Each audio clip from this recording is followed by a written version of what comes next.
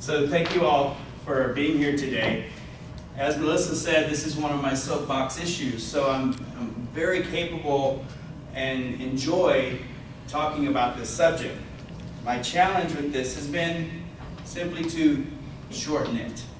So join me on a little journey here for just a moment. Imagine a time in world history where bandits would ride up alongside the stagecoach with their guns drawn and rob the passengers of everything they had on them. Cash, jewelry, anything of value.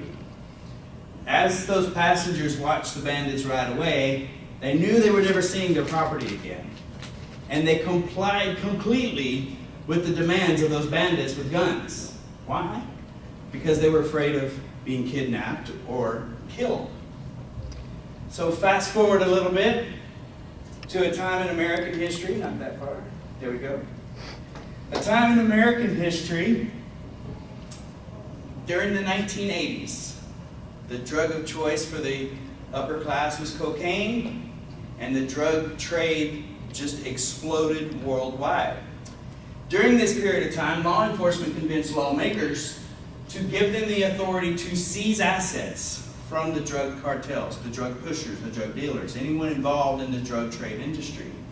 That was called criminal asset forfeiture. Nobody has a problem with criminal asset forfeiture.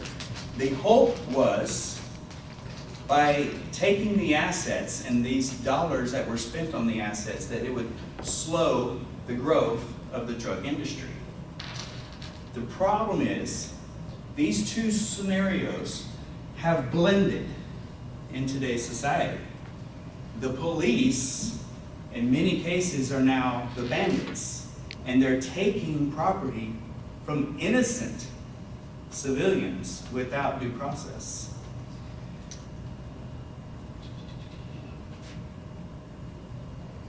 So what began as criminal asset forfeiture has morphed into civil asset forfeiture.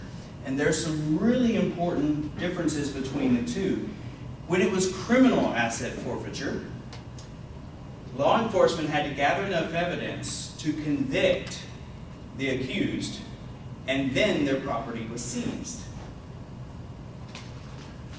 That's important.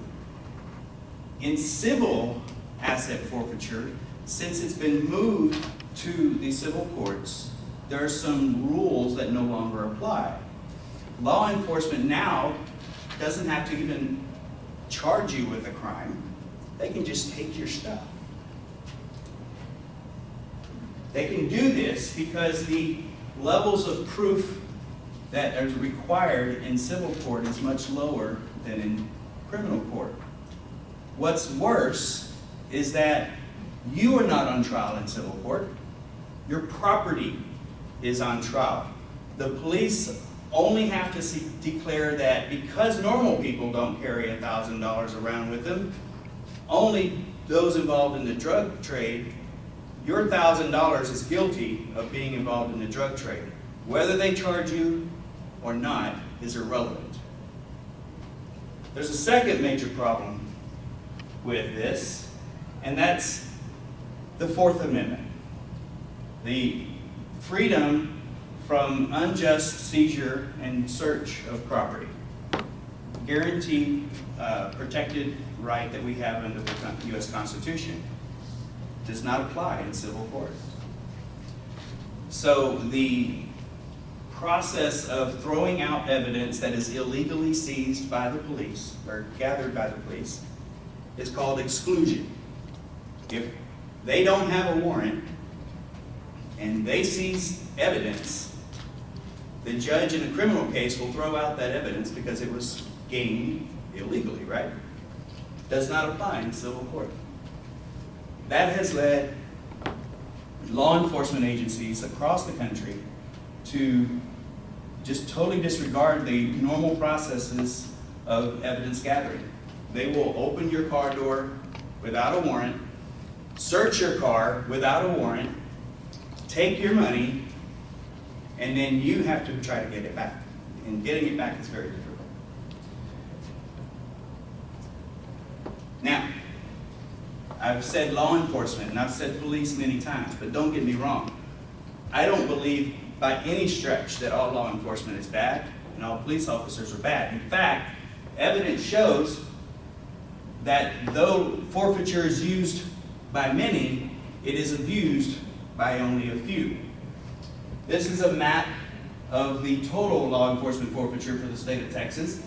And there's really nothing alarming about this map because the forfeiture hotspots are in your major population areas. So the higher the population, the higher drug use you probably have, so it makes sense that you would have more asset forfeiture in those areas. This is the map that law enforcement likes to use when they're testifying before lawmakers to justify civil asset forfeiture, because there's really nothing bad about this map.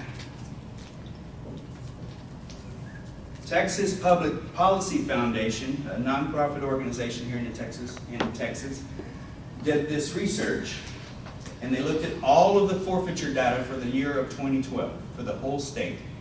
And it was a difficult process for them to do this because law enforcement doesn't like to give up this information. So they put together this map. This is the per capita forfeiture for the state of Texas in 2012, and you can see there's just a few hot spots in the state. 3 or 4 major concentrations where the population does not match the level of forfeiture. That, and along with this map, which is the per capita expenditures, totally is in contrast for the argument that they're using asset forfeiture to fight drug trade. I ask you this, if it's fighting drug trade, why isn't there more along the borders? Running out of time. So, one quick note outside of the state of Texas. After decades of government growth and shrinking, this is talking about Ferguson, Missouri. A direct quote from the report. After decades of government growth and shrinking tax base, Ferguson city leadership began turning to forfeiture and the assessment of fines to square the budget. Between 2011 and 2013, Ferguson's reliance on fine and forfeiture as a percentage of the city's income grew nearly 54%, accounting for 1/5 of the city's revenue.